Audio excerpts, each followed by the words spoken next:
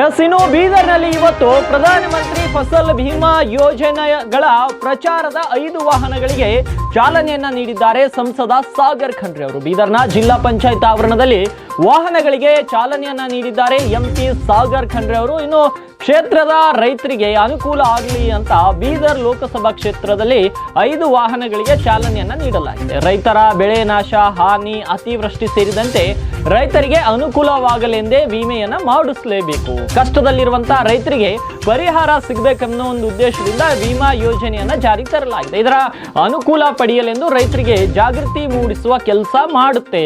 ಇದರಿಂದ ಜಿಲ್ಲಾ ಪಂಚಾಯತ್ ವತಿಯಿಂದ ರೋಜ್ಗಾರ್ ಯೋಜನೆಯ ವಾಹನಗಳಿಗೂ ಇವತ್ತು ಚಾಲನೆಯನ್ನ ನೀಡಿದ್ದೇನೆ. ಚುನಾವಣೆ ವೇಳೆ ಸೋಂಪೋ ವಿಮಾ ಕಂಪನಿ ವಿರುದ್ಧ ಸಚಿವ ಈಶ್ವರ್ ಖಂಡ್ರೆ ಆರೋಪವನ್ನ ಮಾಡಿರುವಂತಹ ವಿಚಾರವಾಗಿ ಇವತ್ತು ಮಾತನಾಡಿ ಹೇಳ್ತಾರೆ, ರೈತರ ಸಮಸ್ಯೆ ಏನೇ ಸಮಸ್ಯೆ ಇದ್ರೂ ಕೂಡ ಬಗೆಹರಿಸುವ ಕೆಲಸ ಮಾಡ್ತೀವಿ. ಕೃಷಿ ಸಚಿವ ಶಿವರಾಜ್ ಸಿಂಗ್ ಚೌಹಾಣ್ ಜೊತೆ ನಾನು ದೆಹಲಿಗೆ ಹೋದಾಗ ಮಾತನಾಡ್ತೇನೆ. ಹಾಗೇನಾದ್ರೂ ವಿಮಾ ಕಂಪನಿಗಳಿಂದ ಸಮಸ್ಯೆ ಆದ್ರೆ ಕಂಪನಿಯ ಜೊತೆ ಏನು ಸಮರವನ್ನ ಮಾಡ್ತೇವೆ ಅಂತ ಬೀದರ್ನಲ್ಲಿ ಸಂಸದ ಸಾಗರ್ ಖಂಡ್ರೆ ಅವರು ಹೇಳಿರುವಂತದ್ದು.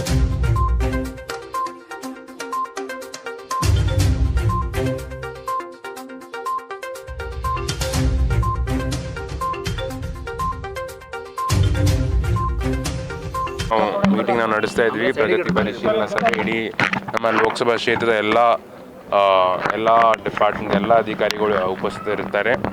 ಈಗಾಗಲೇ ನಾವು ಒಂದು ಫ್ಲಾಗ್ ಆಫ್ ಮಾಡಿದ್ದೀವಿ. ಪ್ರಧಾನಮಂತ್ರಿ ಫಸಲ್ ಬಿಮಾ ಯೋಜನೆಯನ್ನು ಒಂದು ಒಳ್ಳೆಯ ರೀತಿಯಲ್ಲಿ ಒಂದು ಸ್ಕೀಮ್ ಇದೆ ರೈತರಿಗಾಗಿ. ಅವರೇನು ಬೆಳೆ ನಾಶ ಆಗುತ್ತೆ, ಬೆಳೆ ಹಾಳಾಗುತ್ತೆ, ಅದಕ್ಕೋಸ್ಕರ ಏನು ವಿಮೆ ಇನ್ಶೂರೆನ್ಸ್ ಸಿಗುತ್ತೆ, ಅದು ಒಂದು 5 ಗಾಡಿಗಳು ಮಾಡಿದ್ದಾರೆ ಅವೇರ್ನೆಸ್ ಸಲುವಾಗಿ. ಅದು ನಾವು ಈಗಾಗಲೇ ಫ್ಲಾಗ್ ಆಫ್ ಮಾಡಿದ್ದೀವಿ. ಜೊತೆನೇ ಜಿಲ್ಲಾ ಪಂಚಾಯತ್ ವತಿಯಿಂದ ಕೂಡ ಒಂದು ಗಾಡಿ ಫ್ಲಾಗ್ ಆಫ್ ಮಾಡಿದ್ದೀವಿ. ಅದಕ್ಕೂ ಕೂಡ ಏನು ಉದ್ಯೋಗ ಸಲ್ಲಿಕ್ಕಿಂದು ಏನು ಅವೇರ್ನೆಸ್ ಮಾಡ್ತಾರೆ ಅದು ಸಲ್ಲಿಕ್ಕೆ ನಾವು ಫ್ಲಾಗ್ ಆಫ್ ಮಾಡಿದ್ವಿ. ಈಗ ನಾವು ನಮ್ಮ ಮಾಧ್ಯಮದ ಮಿತ್ರರಿಗೆ ನಾನು ವಿನಂತಿ ಮಾಡ್ಕೊಳ್ತೀನಿ, ಈಗ ನಾವು ನಮ್ಮ ದಿಶಾ ಸಮಿತಿ ನಾವು ಪ್ರಾರಂಭ ಮಾಡೋರಿದ್ದೀವಿ.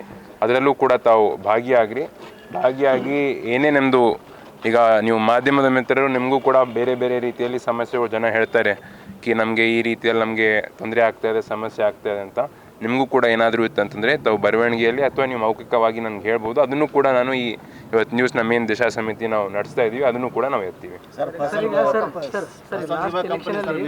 ಲಾಸ್ಟ್ ಎಲೆಕ್ಷನಲ್ಲಿ ನೀವು ಕಾಂಗ್ರೆಸ್ ಭಾಳ ಒಗ್ಗಟ್ಟಿನಿಂದ ದೊಡ್ಡ ಮಟ್ಟದಲ್ಲಿ ಚುನಾವಣೆ ಫೇಸ್ ಮಾಡಿ ಗೆದ್ದಿದ್ರು, ದೊಡ್ಡ ಅಂತರದಿಂದ ಗೆದ್ದಿದ್ರು.